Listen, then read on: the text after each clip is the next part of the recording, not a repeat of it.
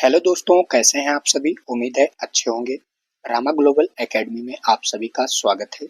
आज की क्लास में हम लोग फ्रेंड्स सामान्य हिंदी के टॉप 100 क्वेश्चन कवर करेंगे। ये सभी क्वेश्चन बेहद महत्वपूर्ण और इम्पोर्टेंट सेलेक्टेड क्वेश्चन हमने इस क्लास में चुने हैं। अगर आप यूपीएसआई 2025 और UP triple SC junior assistant परीक्षा की प्रिपरेशन कर रहे हैं तो ये क्लास आपके लिए बेहद महत्वपूर्ण और रामबाण साबित होने वाली है, क्योंकि इसमें सभी प्रश्न हमने व्याख्या सहित और विवरण में अच्छे से समझाया है सभी प्रश्नों को। तो किसी भी प्रश्न को स्किप ना करते हुए दोस्तों हर एक प्रश्न को देखिएगा। तो चलिए स्टार्ट करते हैं आज की क्लास को बिना समय गंवाते हुए। तो पहला प्रश्न आपका दिया गया है कि हिंदी वर्णमाला में कुल कितने वर्ण होते हैं। तो इसमें दोस्तों 52 वर्ण होते हैं हिंदी वर्णमाला में। सी ऑप्शन आपका सही है। 13 स्वर होते हैं और 39 व्यंजन होते हैं। कुल मिला के टोटल जो वर्ण होते हैं वो आपके 52 वर्ण होते हैं। कुछ व्याकरण में 50 भी माने जाते हैं, जैसे छ और त्रा ज्ञा को एक मान लिया जाता है। वर्णमाला की दो श्रेणियां होती हैं दोस्तों, जिसमें स्वर और व्यंजन होते हैं। वर्णमाला भाषा की नींव होती है। चलिए अगले प्रश्न की ओर बढ़ते हैं। अगला प्रश्न आपका दिया गया है दोस्तों कि दूसरा नंबर है कि हिंदी में स्वर कितने होते हैं। तो हिंदी में दोस्तों स्वर 13 होते हैं। जो कुल स्वर होते हैं वो 13 होते हैं। मूल स्वर होते हैं वो आपके 11 मूल स्वर होते हैं। जो मूल स्वर होते हैं दोस्तों ये आपके 11 होते हैं। ये मूल स्वर होते हैं। कुल आपके 13 स्वर होते हैं, जिसमें आह, अंग और आह को अयोगवाह बता दिया जाता है। जैसे 13 स्वर ना हो करके 11 होते हैं। कुल 13 हैं। जैसे आ, बड़ा आ, ई, बड़ी ई, उ, बड़ा उ, ऋण, ए, आए, ओ, आओ। अंग और आह ये दो स्वर आपके अयोगवाह होते हैं। अंग और आह कुल टोटल स्वर आपके 13 होते हैं। इनका उच्चारण बिना किसी अन्य वर्ण की सहायता से होता है। स्वर ध्वनियां स्वतंत्र होती हैं। जो स्वर होते हैं वो शब्द की आत्मा होते हैं। चलिए अगले प्रश्न की ओर बढ़ते हैं। अगला प्रश्न आपका है व्यंजन की संख्या कितनी होती है। तो व्यंजन की संख्या जो होती है वो 39 होती है। ऑप्शन सी आपका सही उत्तर है। व्यंजन उच्चारण में स्वर की सहायता लेते हैं। जैसे का, ख, ग, घ से शुरू होते हैं। इसमें व्यंजन जो होते हैं वो स्वर की सहायता जरूर लेते हैं। पंचवर्गों में विभाजित होते हैं। श्रुतियों के आधार पर वर्गीय व अवर्गीय होते हैं व्यंजन। चलिए अगला प्रश्न है दोस्तों, अगर आप सभी को क्लास अच्छी लगे, प्रश्न समझ में आ रहे हो और अच्छे लग रहे हो तो वीडियो को लाइक और शेयर अपने सभी साथियों के साथ करिएगा। तो चलिए चौथा नंबर प्रश्न है वर्णमाला में प्रथम स्वर कौन सा है। तो वर्णमाला में जो प्रथम स्वर होता है वो आ होता है, छोटा आ, यानी ऑप्शन बी आपका सही उत्तर है। आ मूल स्वर माना जाता है। सभी व्यंजनों में आ की ध्वनि होती है। जितने भी व्यंजन होते हैं उसमें आ की ध्वनि जरूर होती है। संस्कृत में भी आ प्रथम अक्षर है। इसे स्वर सम्राट भी कहा जाता है। छोटा आ यानी मूल स्वर को जो होता है इसे स्वर सम्राट भी कहा जाता है। चलिए अगला प्रश्न देखते हैं। अगला प्रश्न दिया गया है कि हिंदी वर्णमाला का अंतिम वर्ण कौन सा है। तो हिंदी वर्णमाला का जो अंतिम वर्ण है वो ज्ञ है, यानी ऑप्शन ए सही उत्तर है। ज्ञ जो है वो संयुक्त व्यंजन है। यह अक्षर जो है वो जा और इया से मिलकर बना होता है ज्ञ। अंतिम वर्ण होने के कारण इसे अत्यांक्षर भी कहते हैं। ज्ञ को अत्यांक्षर भी कहते हैं। उच्चारण में भी कठिन है यह। चलिए अगला प्रश्न है आप सभी का दिया गया है निम्न में से कौन सा स्वर नहीं है। तो आप सभी बताइए इसमें से कौन सा स्वर नहीं है। तो आपका सही उत्तर है जो का है ये आपका व्यंजन है, इसमें स्वर नहीं है ये का। ऑप्शन सी सही उत्तर है। का व्यंजन वर्ग का प्रथम अक्षर है। व्यंजन स्वर की सहायता से बोले जाते हैं। स्वर स्वतंत्र उच्चारणीय होते हैं। का वर्ग कवर्ग होता है।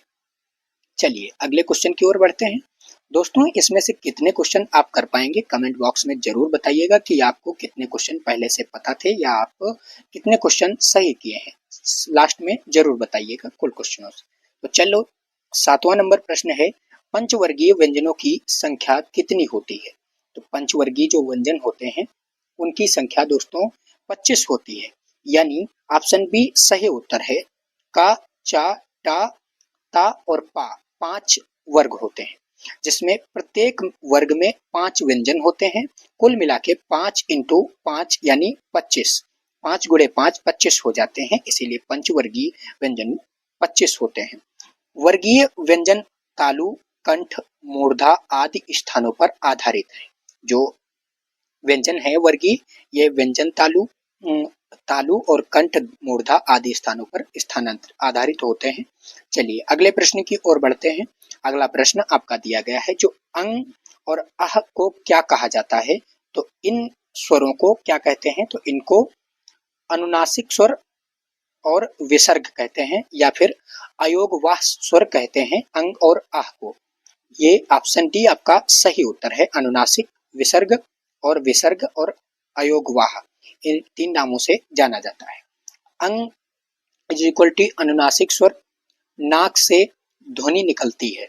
आह में विसर्ग स्वर, हल्की सांस की ध्वनि होती है। अंग आह में अंग अनुनासिक स्वर है, जो नाक से ध्वनि निकलती है। दोनों मिलकर 13 स्वर पूरे करते हैं। आपको शुरू में ही बताया था, मूल स्वर 11 होते हैं और दोनों मिलकर ये आप 13 स्वर हो जाते हैं कुल जो होते हैं। संस्कृत से उत्पन्न रूप इनका है और अंग और आह का। चलिए अगला प्रश्न देखते हैं। अगला प्रश्न दिया गया है कि छा जो है वो किस प्रकार का व्यंजन है?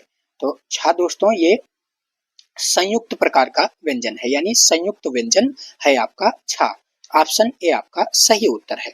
छा इज इक्वल टू, यानी छा बराबर का प्लस सा, खा। यानी जो छा बना है वो 2 अक्षरों से मिलकर बना है, का और सा से मिलकर बना है। इसे एक वर्ण माना जाता है। संयुक्त व्यंजन बराबर 2 व्यंजनों का मेल होता है। परीक्षाओं में बार बार पूछा जाता है यह, तो इसको आप सभी याद जरूर कर लीजिएगा। चलिए आगे बढ़ते हैं। ये इंपॉर्टेंट क्वेश्चन है दोस्तों। इया का उच्चारण स्थान कौन सा है? इया का जो है उसका उच्चारण स्थान कौन सा है? तो इसका उच्चारण स्थान जो है वो तालु है। आप सभी बोल के देखिए इया, तो इसका उच्चारण जो है वो तालु है, यानी ऑप्शन बी आप सभी का सही उत्तर है। तालव्य वर्ण चा, छा, जा, झा, इया बोलकर आप देख सकते हैं, तो इसमें तालु जबान जो है वो तालु से टकराती है, तो इसे तालव्य वर्ण कहा जाता है। तालु से टकराकर ध्वनि बनती है। तालव्य ध्वनियां मधुर होती हैं। व्यंजन वर्ग च वर्ग होता है। इनका जो व्यंजन का वर्ग होता है वो च वर्ग के व्यंजन में इया वर्ण आता है। चलिए अगला प्रश्न देखते हैं। अगला प्रश्न आपका दिया गया है कि टा का उच्चारण स्थान कौन सा है? तो टा का जो उच्चारण स्थान है वो आपका मूर्धा है। मूर्धा टा का उच्चारण स्थान है, यानी ऑप्शन बी आपका सही उत्तर है। टा, ठ, ड, ढ, ड़। देखिए मूर्धन्य कर्ण वर्ण है ये, जो टा, ठ, ड, ढ, ड़ है। इनको आप बोल कर देख सकते हैं, तो मूर्धन्य वर्ण है। जीभ की नोक तालु से ऊपरी भाग से टकराती है, यानी जीभ की जो नोक है वो तालु के ऊपरी भाग से टकराती है, यानी तालु के हल्का नीचे, जो बीच का हिस्सा है उसके हल्का नीचे टकराती है। ट, ठ, ड, ढ। जैसे कठोर ध्वनि होती है, जो मूर्धन्य वर्ण होते हैं इनकी ध्वनि कठोर होती है। व्यंजन वर्ण ट वर्ग है। इनका जो वर्ग होता है व्यंजनों का, ये ट वर्ग के व्यंजन होते हैं। चलिए अगला प्रश्न देखते हैं। अगला प्रश्न आपका दिया गया है। दोस्तों आप सभी को घबराना नहीं है, इस क्लास में हमने टॉप 100 क्वेश्चन कवर किए हैं। सभी क्वेश्चन आपके लिए बेहद महत्वपूर्ण है, तो एक प्रश्न को सभी लोग समझते हुए चलेंगे। तो 12 नंबर प्रश्न है, पा किस स्थान का वर्ण है? पा जो है, तो ये आपका दोस्तों ओष्ठ वर्ग का जो पा है वो ओष्ठ वर्ग का स्थान है, पा वर्ण, यानी ऑप्शन ए आपका सही उत्तर है। जैसे बोल के देखिए, पा, फ, ब, भा, मा, ये ओष्ठ यानी ओठों के मिलने से ये वर्ण निकलते हैं बाहर, इनकी ध्वनि निकलती है। जैसे दोनों ओठों से उच्चारण होता है इन वर्णों का, इन्हें लिप ध्वनि भी कहते हैं। ये जो वर्ण होते हैं ओष्ठ वर्ण, इनको लिपि ध्वनि भी कहते हैं। व्यंजन वर्ग पवर्ग है, इनका जो वर्ग है इन व्यंजनों का, ये पवर्ग व्यंजन के वर्ण हैं। चलिए अगला प्रश्न देखते हैं। अगला प्रश्न आपका दिया गया है दोस्तों, हिंदी वर्णमाला में कितने संयुक्त व्यंजन हैं? तो हिंदी वर्णमाला में दोस्तों 3 संयुक्त व्यंजन हैं, यानी ऑप्शन बी आप सभी का सही उत्तर है। क्यों है? तो संयुक्त व्यंजन छ, त्र और ज्ञा है। संयुक्त व्यंजन छ, त्र, ज्ञा है। 2 व्यंजनों के मेल से बनते हैं, इसीलिए इन्हें संयुक्त व्यंजन कहा जाता है। ध्वनि स्वतंत्र रखते हैं, ये स्वतंत्र ध्वनि रखते हैं ये व्यंजन। प्रतियोगी परीक्षाओं में बार बार ये सब प्रश्न पूछे जाते हैं, तो इनको याद जरूर करिएगा। चलिए अगला प्रश्न देखते हैं। दिया गया है ता, जो दा है वो किस वर्ग का व्यंजन है? तो जो दा है दोस्तों, ये आपका त वर्ग का व्यंजन है, यानी ऑप्शन बी आपका सही उत्तर है। त वर्ग के व्यंजन जैसे त, थ, द, ध, न, ये त वर्ग के व्यंजन है, जैसे दंत वर्ण कहलाते हैं। यानी ये दांतों जो जीव है वो दांत से टकराते हुए, इसीलिए इन्हें दंत वर्ण कहते हैं। जीभ दांतों से टकराती हुई है। व्यंजन उच्चारण में स्वर सहायक होते हैं। इसमें जब इन व्यंजनों का उच्चारण करते हैं तो इसमें स्वरों का स्वर सहायक होते हैं, यानी स्वर की सहायता से इनको बोल पाते हैं। चलिए अगला प्रश्न है। अगला प्रश्न आपका दिया गया है कि च का उच्चारण स्थान क्या है? तो जो च है वर्ण, इसका उच्चारण स्थान जो दोस्तों है ये तालु है, यानी तालु से च वर्ण को बोलते हैं। ऑप्शन बी आपका सही उत्तर है। जैसे च, छ, ज, झ, इया, ये तालव्य वर्ग है, इनको तालु से बोला जाता है। जबान तालु से टकराते हुए ध्वनि निकालती है जब इन वर्णों का उच्चारण करते हैं। जैसे तालु से टकराकर ध्वनि निकलती है, मधुर ध्वनियां होती हैं। च वर्ग दूसरा व्यंजन वर्ग है। जो च वर्ग है ये दूसरा व्यंजन वर्ग है। जैसे पहली लाइन है वो क वर्ग है और दूसरी लाइन च वर्ग है। चलिए अगला प्रश्न देखते हैं। अगला प्रश्न दिया गया है आप सभी का उच्चारण स्थान कौन सा है? तो का जो उच्चारण स्थान है दोस्तों, ये आपका कंठ है, यानी कंठ से जब हम बोलते हैं तो आप लोग बोलिएगा, तो इसमें देखिए कंठ से आवाज निकलती है। जैसे क, ख, ग, घ, अंगा, यानी ये कंठ वर्ण के वर्ण है सभी, इसीलिए ऑप्शन ए आपका सही उत्तर है। गले से उच्चारण होता है इनका। क वर्ग यानी पहला वर्ग है व्यंजनों का। शुद्ध उच्चारण पर ध्यान देना आवश्यक है। चलिए अगला प्रश्न है। अगला प्रश्न दिया गया है आप सभी का त किस प्रकार का व्यंजन है? जो ता है वो किस प्रकार का व्यंजन है? तो ये आपका दोस्तों दंत व्यंजन है। जो ता है ये दंत व्यंजन है। ऑप्शन बी आपका सही उत्तर है। दंत वर्ण जैसे ता, थ, द, ध, न, जीभ दांतों से टकराती हुई इन वर्णों का उच्चारण करती है, इसीलिए इसे दंत वर्ण कहा जाता है। इन वर्णों को, जैसे ता वर्ग पहला वर्ण होता है, हल्की ध्वनि निकलती है इसमें। चलिए अगला प्रश्न देखते हैं। दिया गया है हिंदी के कितने अघोष व्यंजन हैं? हिंदी के कितने अघोष व्यंजन हैं? तो इसमें दोस्तों 10 अघोष व्यंजन है हिंदी के, यानी ऑप्शन ए आपका सही उत्तर है। जैसे का, ख, च, छ, ज, च, छ और ट, ठ, त, ध, प, फ, ये अघोष व्यंजन है हिंदी के। उच्चारण में स्वर रज्जु नहीं कांपती है। जो स्वर रज्जु है वो नहीं कांपती है, घोष व्यंजन में कांपती है। वर्गीय व्यंजनों में आधे अघोष हैं। चलिए अगला प्रश्न देखते हैं। भा किस प्रकार का व्यंजन है? तो ये आपका दोस्तों भा जो है ये घोष महाप्राण प्रकार का व्यंजन है, यानी ऑप्शन ए आपका सही उत्तर है। महाप्राण यानी फूंक से ध्वनि निकलती है। जब आप भा बोलते हैं तो फूंक निकलती है बाहर की ओर, तब इसका उच्चारण होता है। जैसे घोष, स्वर रज्जु कांपती है। भा का उच्चारण जोर से किया जाता है। ओष्ठ वर्ग का ये वर्ण है। चलिए अगला प्रश्न देखते हैं। अगला प्रश्न आपका है कि ला किस वर्ग का व्यंजन है दोस्तों? तो ला आप सभी बताइए, ये आपका अवर्गीय वर्ग का व्यंजन है ला, यानी ऑप्शन बी आप सभी का सही उत्तर है। जैसे ला, स, ख, स, ह, या, र, व अवर्गीय व्यंजन है। ये किसी वर्ग से नहीं आते हैं, इन्हें अवर्गीय 8 कहते हैं। यानी ये 8 व्यंजन होते हैं तो इन्हें अवर्गीय 8 व्यंजन कहते हैं। उच्चारण स्थान अलग अलग इन सभी वर्णों का होता है। चलिए अगला प्रश्न देखते हैं। दिया गया है रा का उच्चारण स्थान कौन सा है? तो रा का जो उच्चारण स्थान है दोस्तों, ये आपका मूर्धा है, यानी रा मूर्धा वर्ण का वर्ग का उच्चारण है, वर्ण है, यानी ऑप्शन बी आपका सही उत्तर है। रा मूर्धन्य व्यंजन है, जीभ की नोक तालु के पास जाती है, कंपन वाली ध्वनि है ये, अवर्गीय व्यंजन है रा व्यंजन, रा वर्ण। चलिए अगला प्रश्न है। दिया गया है वा का उच्चारण स्थान क्या है?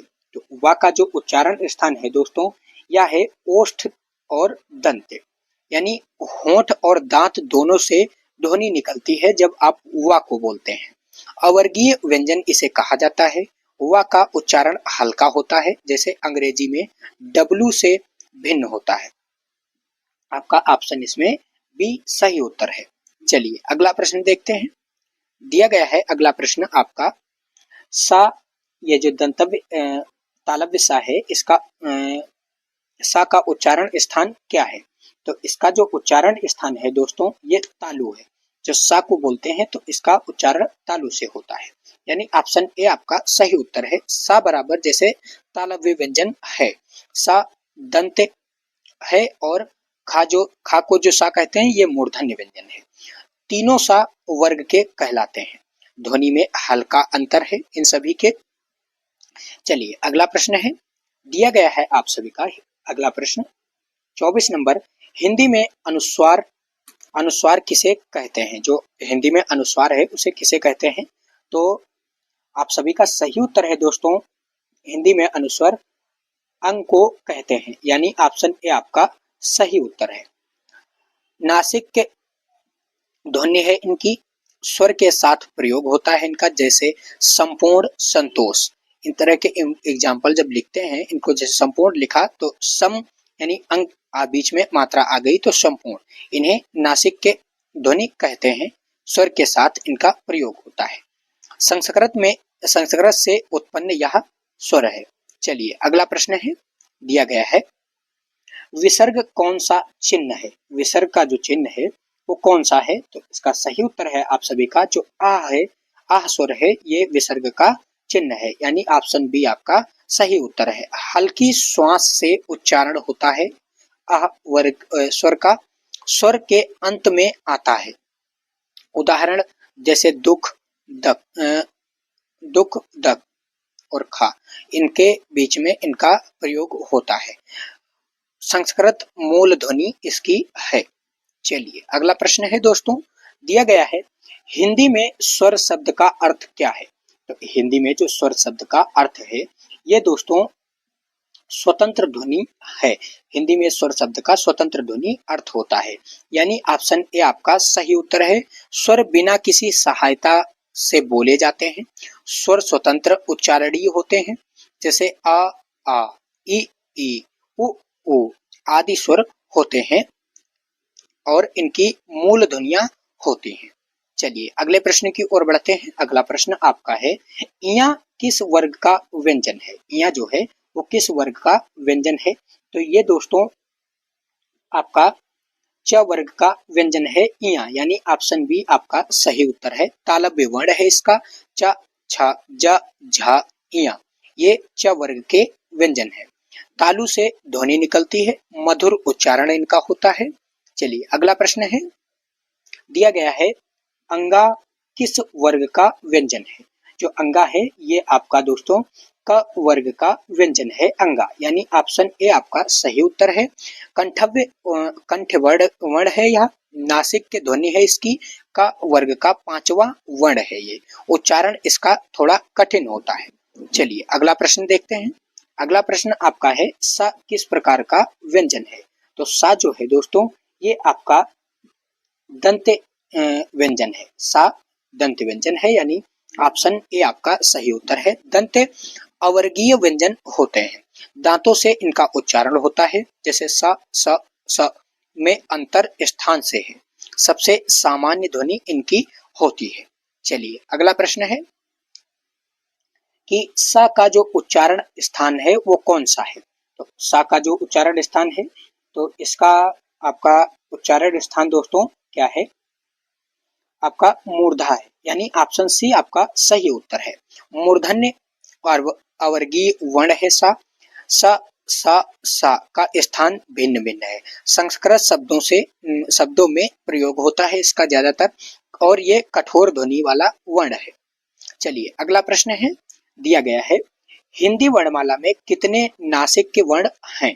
हिंदी वर्णमाला में कुल आपके 5 नासिक के वर्ण हैं, यानी ऑप्शन बी आपका सही उत्तर है। जैसे अंगा, इया और अड़ा, ना और मा, ये आपके नासिक के वर्ण होते हैं 5।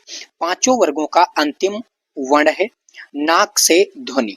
सभी इनकी जो ध्वनि है वो नाक से निकलती, सभी व्यंजन ही होते हैं, इनमें स्वर नहीं है। चलिए अगला प्रश्न है, दिया गया है या जो है इसका उच्चारण स्थान कौन सा है। तो या का जो उच्चारण स्थान है दोस्तों, या है तालु। तालु से या का उच्चारण होता है, यानी ऑप्शन ए सही उत्तर। या जो है ये तालव्य अवर्गीय वर्ण है, जीभ तालु को छूती है और मधुर ध्वनि इससे निकलती है। व्याकरण में अर्ध स्वर इसे नाम से जाना जाता है। चलिए अगला प्रश्न है कि रा, ला, वा और या को क्या कहा जाता है। इनको क्या कहा जाता है, इन व्यंजनों को। तो इनको दोस्तों क्या कहते हैं, इनको अर्धस्वर व्यंजन कहते हैं, यानी ऑप्शन बी आप सभी का सही उत्तर है। स्वर और व्यंजन के बीच की ध्वनि 4 अर्धस्वर या, रा, ला और वा, ये 4 अर्धस्वर व्यंजन होते हैं। उच्चारण इनका सरल होता है। ये परीक्षाओं में बार बार पूछे जाने वाला प्रश्न है, तो इसको याद जरूर करिएगा आप सभी। चलिए अगला प्रश्न देखते हैं, दिया गया है हिंदी में कुल कितने अर्धस्वर हैं। तो हिंदी में दोस्तों अर्धस्वर कुल कितने हैं, तो इसमें कुल अर्धस्वर 4 होते हैं, यानी ऑप्शन सी आपका सही उत्तर है। जैसे या, रा, ला और वा, ये अर्धस्वर व्यंजन है। अवर्गीय वर्ग के सदस्य हैं ये अर्धस्वर बराबर स्वर प्लस व्यंजन, यानी दोनों के मेल से ये वर्ण व्यंजन बने हैं। भाषा में सहज प्रयोग इनका होता है। चलिए अगले प्रश्न की ओर बढ़ते हैं। अगला प्रश्न आपका है कि हा किस स्थान का वर्ण है। तो जो हा है दोस्तों, ये आपका कंठ वर्ण का वर्ण है, व्यंजन है आप सभी का। ऑप्शन ए सही उत्तर है। कंठ अवर्गीय व्यंजन है, गले से हा उच्चारण होता है, अंतिम वर्णों में से एक है, संस्कृत प्रभावशाली ध्वनि है इसकी। चलिए अगला प्रश्न देखते हैं। अगला प्रश्न आपका है त्रा किससे मिलकर बना है। जो त्रा वर्ण है ये आपका व्यंजन किससे मिलकर बना है, तो ये दोस्तों आपका ता और प्लस रा से मिलकर बना है, यानी ऑप्शन ए सही उत्तर है। संयुक्त व्यंजन है यह, त वर्ग और अवर्गीय रा से बनता है ये। सामान्यतः संस्कृत शब्दों में इसका प्रयोग होता है, उदाहरण जैसे त्रिशूल, त्रिकाल, ये इससे वर्णों में इस तरह के इनका प्रयोग होता है इस व्यंजन का। चलिए अगला प्रश्न देखते हैं, दिया गया है आप सभी का ज्ञा जो है वो किससे मिलकर बना होता है। तो ज्ञा दोस्तों, जो ज्ञा व्यंजन है ये आप सभी का जा प्लस इया से मिलकर बना होता है, ज्ञा वर्ण यानी व्यंजन। ऑप्शन ए आप सभी का सही उत्तर है। संयुक्त व्यंजन इसको कहते हैं, अंतिम वर्ण के रूप से प्रसिद्ध है, रूप में प्रसिद्ध है, कठिन उच्चारण इसका होता है। ये परीक्षाओं में हमेशा बार बार पूछे जाने वाला प्रश्न है, तो इसको जरूर याद करिएगा। चलिए अगला प्रश्न देखते हैं। अगला प्रश्न आपका दिया गया है कि छा किससे मिलकर बना है। तो ये आपका दोस्तों छा जो व्यंजन है ये का और सा से मिलकर बना है, का प्लस सा यानी छा। ऑप्शन ए आपका सही उत्तर है। संयुक्त व्यंजन है या कंठ से इसकी और मूर्धन्य का मेल से इसको बोला जाता है। विशेष ध्वनि है इसकी, संस्कृत शब्दों में मुख्यतः इसका प्रयोग होता है। चलिए अगला प्रश्न है, हिंदी वर्णमाला में कुल कितने वर्ग हैं? तो हिंदी वर्णमाला में दोस्तों जो वर्ग हैं ये आप सभी के 5 वर्ग हैं हिंदी वर्णमाला में, यानी ऑप्शन बी आपका सही उत्तर है। जैसे का वर्ग, चा वर्ग, टा वर्ग, ता वर्ग, प वर्ग, ये 5 प्रकार के आपके वर्ग होते हैं हिंदी वर्णमाला में। प्रत्येक वर्ग में 5 वर्ण होते हैं, पंचवर्गीय व्यंजन कहलाते हैं। भाषा की ध्वनि व्यवस्था होती है, यानी अलग अलग होती है। चलिए अगला प्रश्न देखते हैं। दिया गया है आप सभी का कि पंचवर्गीय व्यंजनों का अंतिम वर्ण कौन सा है? तो पंचवर्गीय जो वर्ण है उसका अंतिम वर्ण कैसा होता है? तो ये आपका दोस्तों नासिक्य होता है। जो पंचवर्गीय वर्णों का अंतिम वर्ण है ये नासिक्य होता है, यानी ऑप्शन बी आप सभी का सही उत्तर है। जैसे अंगा, इया, ड़ा, ना और मा, ये नासिक्य अंतिम वर्ण कैसा होता है? तो ये नासिक्य होता है। नाक से इनका उच्चारित होता है, यानी उच्चारण होता है। वर्ग का 5वां वर्ण है ये, हल्की मधुर ध्वनि में इनका उच्चारण होता है। चलिए अगला प्रश्न है, दिया गया है कि पंचवर्गीय व्यंजनों की कुल संख्या कितनी है? तो पंचवर्गीय जो व्यंजनों की कुल संख्या है ये दोस्तों आपकी 25 होती है, यानी ऑप्शन बी आप सभी का सही उत्तर है। जैसे 5 वर्ग इंटू 5, यानी 5 गुणे 5, एक वर्ग में 5 अक्षर होते हैं तो 5 वर्ग हैं इसके, तो 5 गुणे 5 यानी 25 वर्ण हो जाते हैं पंचवर्गीय व्यंजनों में। यानी का वर्ग, चा वर्ग, टा वर्ग, ता वर्ग, पा वर्ग, इन सभी के 5-5 वर्ण होते हैं, तो इन सभी को मिलाकर 25 वर्ण हो जाते हैं, यानी 5 वर्ग कहलाता है इनको मिलाकर। हर वर्ण में 5 वर्ण होते हैं। परीक्षा में ये प्रश्न बार बार पूछे जाने वाला है, तो इसको याद जरूर करिएगा। चलिए अगला प्रश्न देखते हैं। दिया गया है कि टा, ठा, डा, ढा और ड़ा किस वर्ग के हैं? तो ये दोस्तों आपके ट वर्ग के वर्ण हैं। टा, ठा, डा, ढा, ड़ा, ये ट वर्ग के वर्ण हैं, यानी ऑप्शन बी आपका राइट आंसर है। ट वर्ग के वर्ण मूर्धन्य हैं। जीभ की नोक तालू से टकराती है इनको बोलते हुए। कठोर ध्वनि होती है इनकी। पंचवर्ग का तीसरा वर्ण होता है ये। चलिए अगला प्रश्न है। दिया गया है कि चा, छा, जा, झा, इया किस वर्ण में आते हैं? तो जो चा, छा, जा, झा, इया है ये आपका दोस्तों च वर्ग में आते हैं, यानी ऑप्शन ए आपका सही उत्तर है। तालव्य वर्ण है ये, और तालु से ध्वनि बनती है इनकी, मधुर उच्चारण होता है इनका। दूसरा वर्ग यह है जो च वर्ग है। चलिए अगला प्रश्न आपका दिया गया है फ्रेंड्स। का, खा, गा, घा, अंगा किस वर्ण में आते हैं ये?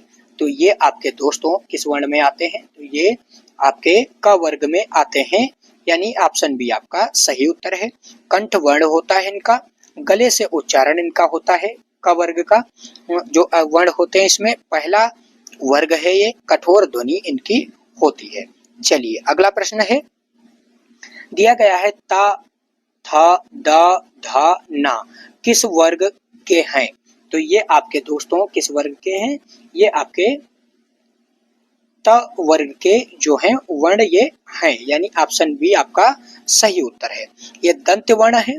जीभ दांतों से टकराती हुई इन वर्णों का उच्चारण करती है। चौथा वर्ग है या मध्यम ध्वनि इनकी होती है। चलिए अगला प्रश्न दिया गया है आप सभी का दोस्तों। 46 नंबर प्रश्न है कि पा, फा, बा, भा, मा किस वर्ग के हैं? तो ये दोस्तों प वर्ग के वर्ण हैं, यानी ओष्ठ से इनका उच्चारण होता है। ओठों से इनकी ध्वनि निकलती है टकराते हुए, तो ओठ से इनकी ध्वनि बनती है। 5वां वर्ग होता है। मां नासिक की ध्वनि है इसकी, जो मां वर्ण है इसकी नासिक की ध्वनि होती है, यानी ऑप्शन ए आप सभी का 46 नंबर प्रश्न का सही उत्तर है प वर्ग। चलिए अगला प्रश्न आपका दिया गया है फ्रेंड्स। महाप्राण व्यंजन कितने प्रकार के होते हैं? जो महाप्राण व्यंजन है ये आपके दोस्तों 10 प्रकार के होते हैं, यानी ऑप्शन ए आपका सही उत्तर है। जैसे खा, घा, छा, झा, ठा, ढा, था, धा, फा और भा। बोलने में फूंक अधिक निकलता है, उच्चारण में तेज वायु है, प्रत्येक वर्ग का दूसरा और चौथा वर्ण है। चलिए अगले प्रश्न की ओर बढ़ते हैं। अगला प्रश्न आपका है कि अल्प प्राण व्यंजन कौन से हैं? तो अल्प प्राण जो व्यंजन है ये आपके का, गा, चा, जा, टा, डा, ता, दा, पा और बा ये आपके अल्प प्राण व्यंजन होते हैं। ऑप्शन ए आपका 48 नंबर प्रश्न का सही उत्तर है। यानी हवा का कम प्रयोग होता है इसमें, स्वरज जो कांपती हुई होती है तब इनका उच्चारण होता है, मुलायम ध्वनि होती है इनकी, और हर वर्ग का पहला व तीसरा वर्ण है ये। चलिए अगला प्रश्न देखते हैं। अगला प्रश्न आपका दिया गया है कि सा और सा यानी जो तीन ये सा होते हैं इन तीनों को क्या कहा जाता है? तो इनको कहते हैं ऊष्म व्यंजन। इसको ऊष्म व्यंजन कहते हैं। इसका सही उत्तर ऑप्शन सी है। हवा रगड़कर निकलती है इसमें जब इन वर्णों का उच्चारण करते हैं, हल्की फूंक जैसी ध्वनि होती है, अवर्गीय व्यंजन होते हैं ये, शुद्ध उच्चारण पर बल होता है इनका। चलिए अगला प्रश्न है आपका दिया गया है दोस्तों, लास्ट क्वेश्चन है कि हा किस प्रकार का ऊष्म व्यंजन है? तो जो हा है दोस्तों ये कंठ प्रकार का व्यंजन है, ये कंठ से इसका उच्चारण होता है हा वर्ण का, यानी ऑप्शन सी आपका सही उत्तर है। गले से निकलने वाली ध्वनि होती है जो हल्की फूंक से इसका उच्चारण होता है। ऊष्म व्यंजन का अंतिम है ये अक्षर, संस्कृत का प्रभाव इसमें अधिक होता है, उच्चारण में हवा अधिक होती है इसमें। चलिए तो दोस्तों आज की क्लास में हमने टॉप 40 क्वेश्चन कवर किए हैं। ये सभी क्वेश्चन हमें उम्मीद है आप सभी को अच्छे से समझ में आ गए होंगे। आप सभी कितने क्वेश्चन टॉप 50 में से किए हैं? बाकी टॉप 50 जो क्वेश्चन बचे हुए हैं वे आपको अगली क्लास में कल मिलेंगे सुबह 9 बजे। तो आप सभी अगली क्लास के लिए तैयार रहिएगा। और इसमें कितने क्वेश्चन आप सही किए हैं या आपको पहले से पता थे कमेंट में जरूर बताइएगा। और वीडियो अच्छी लगी तो वीडियो को लाइक शेयर जरूर करिएगा। और चैनल पर नए हो तो चैनल को सब्सक्राइब कर लीजिए ताकि हमारी आने वाली वीडियो आप तक प्रतिदिन पहुंचती रहे। धन्यवाद, पढ़ते रहिए और बढ़ते रहिए।